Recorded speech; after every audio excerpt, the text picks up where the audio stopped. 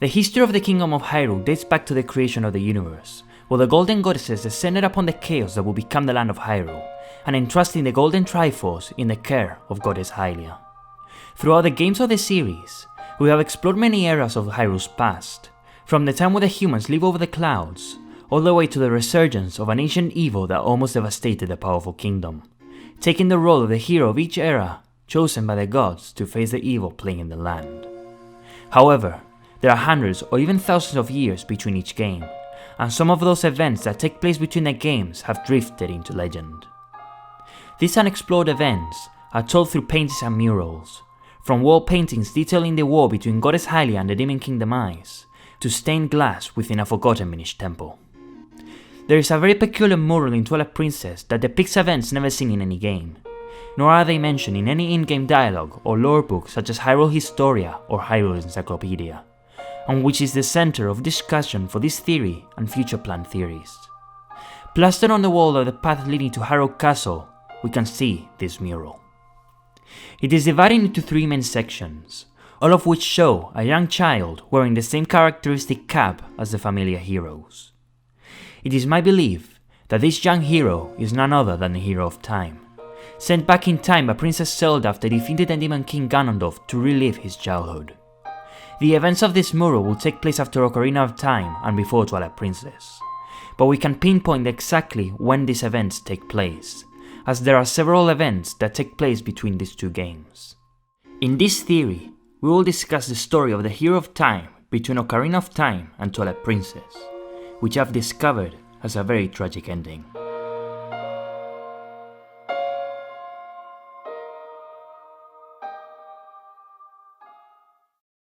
Before diving into this theory, let's first recap what we actually know happened after Ocarina of Time and before Twilight Princess. After Ganondorf's defeat in the future, the Hero of Time was sent back in time by Princess Zelda to relive his childhood. He warned the past Princess Zelda of Ganondorf's intentions and left Hyrule to find Navi, who left his side shortly after returning the Master Sword to its pedestal. This journey would lead the hero to the parallel world of Termina, threatened to be destroyed by a crashing moon, where he would cross paths with the mischievous imp Skull Kid wearing the evil Majora's mask. Heeding the hero's warnings, Ganondorf's plans were stopped, leading to a war between the Gerudo and the Hylians, which resulted in the exile of the Gerudo tribe to the Desert of Doubt, and Ganondorf's capture and failed execution at the hands of the ancient sages, leading to his imprisonment within the Twilight Realm. After freeing the 4 giants from the 4 corners of Termina and defeating Majora's mask, Link would mount upon her and return to Hyrule. The last we will ever see of the Hero of Time will be during Twilight Princess, where he would appear before the Hero of Twilight in the form of the Hero's Shade. Now, this mural tells a very interesting story, despite the fact we don't know exactly what's going on without context. However, if we take into consideration what we know of that time, we can make an educated guess. When Link returned to the past, he warned Zelda of Ganondorf's intentions, but he didn't leave Hyrule immediately. We know this from the fact that in Majora's Mask, Link has a flashback after reclaiming the Ocarina of Time from Skull Kid, where Zelda states this: "Even though it was only a short time, I feel like I've known you forever. I'll never forget the days we spent together in Hyrule." It is safe to assume Link and Zelda told the King of Hyrule of Ganondorf's plans in order to prevent the catastrophe that was to come. The king would send Link to the other races of Hyrule to warn them of the incoming conflict, to have them prepare for battle, which would be exactly what we're seeing in the murals of the castle. The man and woman accompanying the young hero could very well be the king and queen of Hyrule themselves, or messengers of the royal family of Hyrule, tasked with accompanying the hero on his journey to the other tribes of Hyrule. They couldn't be Link's parents, since by that time they would be dead, as stated by the Great Deku Tree when he tells Link that his mother escaped the fires of the Hyrulean Civil War, entrusting her child, Link, to the Deku Tree before succumbing to her wounds. The woman seen on the carvings wouldn't be Zelda either, as by that time she was around the same age as Link, and the man would definitely not be Ganondorf. With this in mind, we can sort of tell the story of the mural. In the first panel, we can see the man and woman accompanying Link showing the Triforce to what looks to be Darunia, the Goron Patriarch. What I think this represents is them showing the Triforce of Courage as proof of Link's claims, which we know Link still possesses as he bears the Triforce symbol on the palm of his hand. On the second panel, we see that the woman and Link are speaking to two Rito, which confirms that by this time, Rito somehow existed in Hyrule, the reason being a topic for another theory. On the third panel, we see what looks to be Uku and Uku Jr. accompanying Link and the man as they speak with a Sora wielding a spear. This implies that by that time, Uku and Uku Jr. had already fallen to Hyrule from the city in the sky. Them talking to the Sora would also reinforce my statement of them going to warn the racers to prepare for war, as in Ocarina of Time, the Sora seemed very peaceful and didn't possess weapons, while in Twilight Princess, they possessed spears and armor, being ready for war. We learn in Twilight Princess that a hero Shade, the skeletal spectre of an adult male that meets the hero of Twilight throughout his adventure, is the lingering spirit of the deceased hero of Time, unable to pass on to the next world, regretting he could not bestow his teachings to his successor.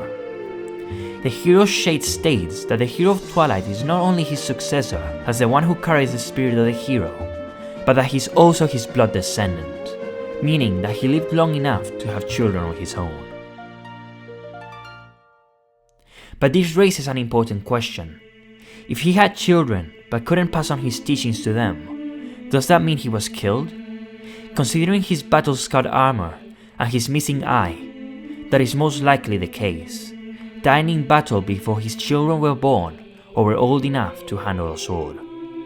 But we can go a step further to find out exactly who or what ended the hero's life. There is another carving similar to the one found in the murals of Hyrule Castle, one that tells a different story and that is found in the unlikeliest of places. On Ganondorf's armor, there is a carving of a hero wielding a sword and shield fighting a giant bird. This hero seems to be older than the one seen in the murals of Hyrule Castle, and the fact that it appears on Ganondorf's armor raises a lot of questions. Why does Ganondorf have an event of his nemesis fighting a giant bird etched into his armor? What is the significance of this battle, and what is a giant bird? The answers may actually surprise you. To answer these questions, we first have to understand how the timeline was split after Ocarina of Time. Each timeline is a separate reality, a parallel universe that coexists simultaneously with the other two. A simple decision, such as drinking or not a glass of water, creates two parallel realities, one where you do, and one where you don't. Each with the exact same people, friends, events, places, and history up to that point. Applied to the Legend of Zelda timeline, we can reach a very interesting conclusion. If a character exists on one timeline, they can also exist on another one, despite the fact we may not directly see them, as before the split, they had the same ancestry. This means that the bird we see on Ganondorf's armor is likely to be none other than the Helmer King himself, a giant bird that did Ganondorf's spinning during the events of the Wind Waker in the adult timeline. And, as you may already know, the events of the Wind Waker and Twilight Princess take place in the exact same time, but in different timelines. Not only that, but the Helmer King makes an official appearance in Forza's Adventures, taking place years after Twilight Princess, which could be a direct descendant of this Helmer King.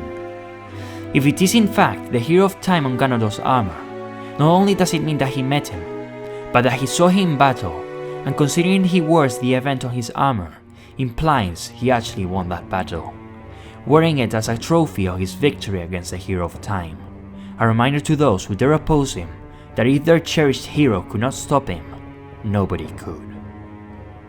This battle would have been the war Ganondorf would inevitably wage against the people of Hyrule, which is never directly stated when it started.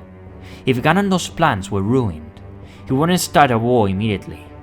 Ganondorf, being extremely smart and calculating, and knowing the Hyruleans were prepared for an incoming war, would retreat back to the Gerudo Desert and plan out his next course of action, and surely they wouldn't execute him without having done anything first.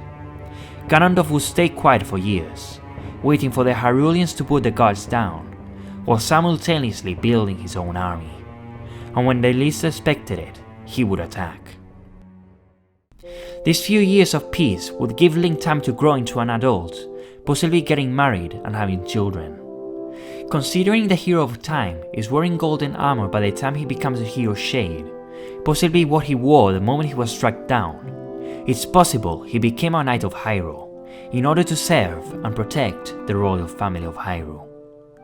In the graveyard of Hyrule Castle, there is a solitary tombstone engraved with these words: "The cursed swordsman sleeps before the sacred tree." The tree this tombstone mentions is found surrounded by spirits of deceased soldiers of Hyrule, who all point at the grave of the mysterious cursed swordsman. This cursed swordsman could very well be the Hero of Time, buried in the graveyard of Hyrule Castle, as he was not only a skilled swordsman and probably scaled to high ranks in the Hyrulean army, but also a close friend of the Princess of Hyrule.